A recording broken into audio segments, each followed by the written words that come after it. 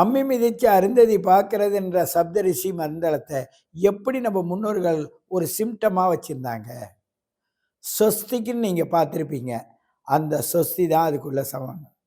3 மாதத்துக்கு ஒரு முறை அந்த நட்சத்திரம் அப்படியே வளைஞ்சு வரும். அடுத்ததுக்கு அடுத்தது வரும். அப்படி 4 முறை 3 மாதத்திற்கு ஒரு முறை வரும்போது நாம ஒன்று 12 ராசியும் ஒரு சுத்த சுத்தம். அதை தான் ஸ்வஸ்திக்னு நம்ம சிம்டமாக ஒரு குறிக்கோளா வச்சுருக்காங்க.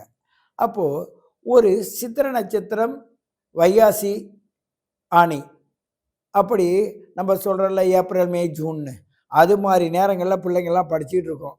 இல்லை ஸ்கூலுக்கு போய் எக்ஸாம் எழுதுகிற மாதிரி இருக்கும். சித்திரை முடிஞ்சது, படிப்பெல்லாம் முடிஞ்சிச்சு, லீவு கிடச்சிச்சின்னுவாங்க.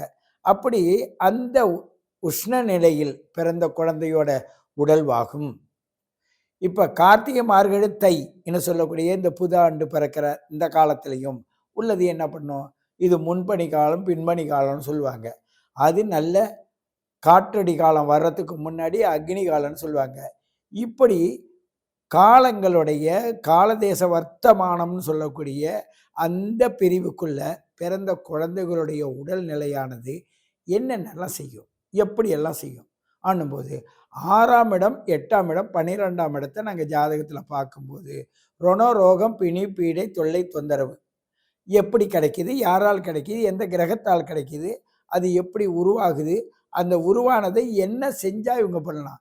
நாட்டு வைத்தியம் பண்ணணுமா, இல்லை அலோபதி பண்ணணுமா, இல்லை இதுக்கு வேப்பல் அடித்து மாந்திரீகம் பண்ணி இதை சரி பண்ணணுமா, இதெல்லாம் நம்ம முன்னோர்கள் நமக்கு காட்டிய வழி.